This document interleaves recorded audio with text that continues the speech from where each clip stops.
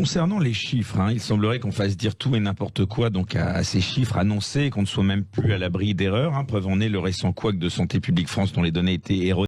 On a vu qu'à Marseille, l'ARS PACA a donné des évaluations qui ne se sont pas avérées justes. Donc il y a beaucoup à la fois je pense d'incompétence, d'erreurs, et puis surtout la santé est manipulée actuellement pour prendre des données et des mesures qui sont extrêmement liberticides et qui ne se justifient pas médicalement, alors qu'on a des traitements en phase précoce qui existent.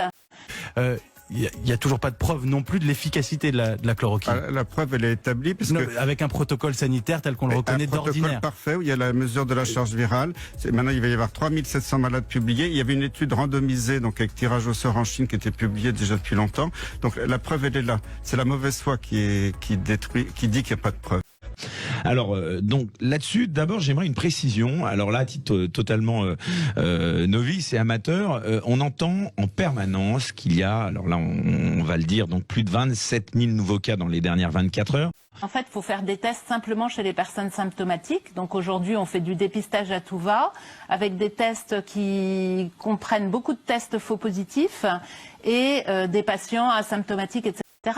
Des cas très souvent qualifiés de Covid-19. Mais si je comprends bien, pour les auditeurs qui nous écoutent, la Covid-19, c'est le nom de la maladie. Et lorsqu'on est testé, vous me reprenez si je me trompe, professeur, on est testé à la présence d'un virus. Ce n'est donc pas la même chose. Donc, est-ce que vous pouvez nous éclairer là-dessus?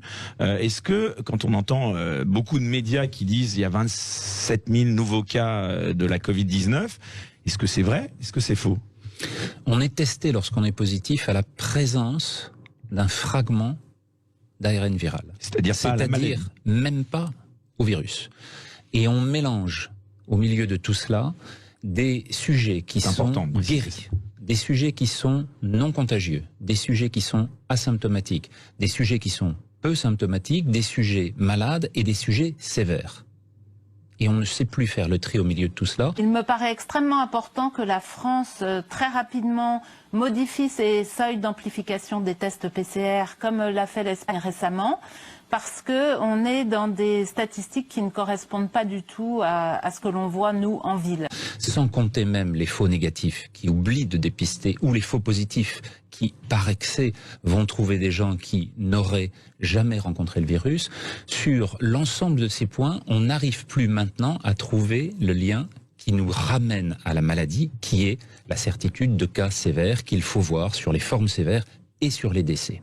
Or, comment on le fait maintenant, et vous faites bien de mentionner cette dérive sémantique qui est donc quand on dit qu'il y a 27 000 nouveaux cas dans les dernières 24 heures, 26 896... Il y a 27 000 tests positifs. Ça ne veut pas dire 27 000 nouveaux malades, on est bien d'accord. Loin de là. Voilà. Loin de là. Et donc, on va avoir par cet effet, finalement, un changement qui nous a fait passer du décompte de la mortalité quotidienne à celui de ces tests positifs. Si nous avions la même létalité que celle que nous avions eue au mois de mars, c'est-à-dire le rapport du nombre de décès sur le nombre de positifs, qui était de 10 à 20% selon les jours, il aurait dû y avoir hier 5400 décès en France. Nous en avons connu 54.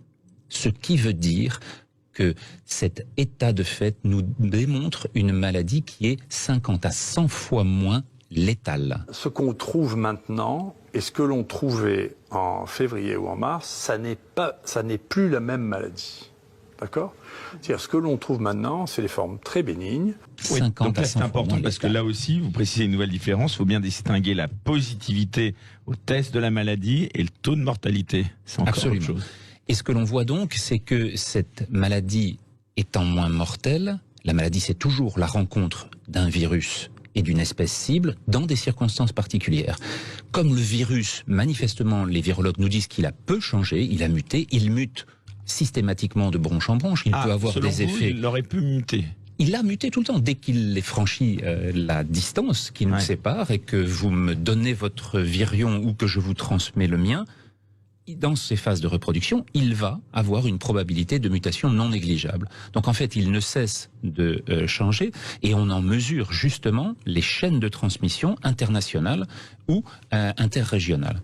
Et à partir de là, ce que l'on voit, c'est que les formes sont relativement de même virulence. Et si on a une maladie qui est 50 à 100 fois moins létale, c'est parce qu'autre chose a changé. Qu'est-ce qui a changé? Eh bien, la réaction de la population ou les circonstances.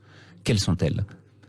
L'effet de voir cette positivité aussi importante des taux qui arrivent à 10%, pour des millions de tests par semaine. On est à 1 million de tests par semaine, donc on arrive à une représentativité relativement intéressante de la population française. Depuis le mois de juillet que ces tests ont été ouverts gratuitement pour les Françaises et les Français, mais en fait à hauteur de 2 milliards d'euros pour la sécurité sociale, c'est-à-dire pour le budget des Françaises et des Français, on voit que l'objectif atteint, la démonstration au 11 octobre 2020, est de montrer l'exact inverse de la stratégie qui était initialement proposée. Je m'explique.